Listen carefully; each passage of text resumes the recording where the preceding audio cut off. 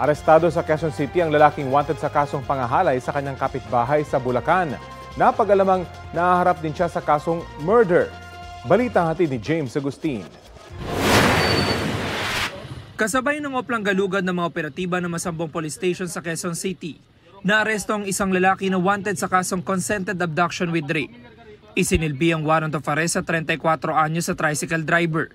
Na-find out namin na nandito siya for more than 3 years na nagtatago because aware siya na meron siyang warrant of arrest, gumamit ng ibang pangalan. Na during that time of his arrest, na-identify ng ating witnesses at na-identify ng ating mga operatiba. Ayon sa pulisya, taong 2010 na mangyari ang krimen sa Bulacan. 12 anyos noon ang babaeng biktima ng kapitbahay ng akusado. Accordingly, inabduct nitong suspect itong ating minor at doon niya sinagawa yung pangahalay na naging dahilan ng pagkalabas ng warrant of arrest against dito sa suspect na nahuli natin. Pagdating sa police station, napag-alaman na mahiwalay pa pala siyang warrant of arrest para naman sa kasong murder. Isinilbi din ito sa kanya ng mga otoridad.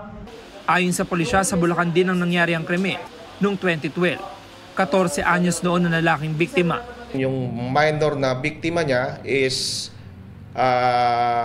naglalakad sa kalsada, hinarang niya na during that time itong ating suspect ay lango sa alak at nasaksak niya itong bata na naging sanhi ng pagkamatay na itong minor na biktima niya.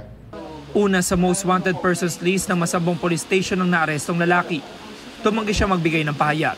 Sa husgado na po ako kasalita. Pero alam niyo po may warrant na sa inyo?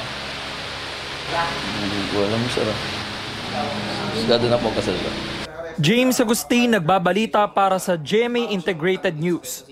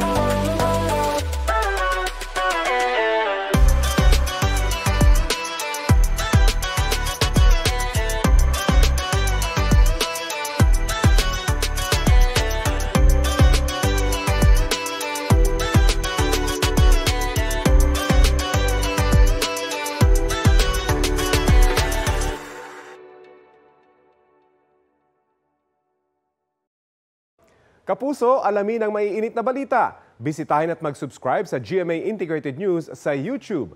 Sa mga kapuso abroad, samahan niyo kami sa GMA Pinoy TV at sa www.gmanews.tv.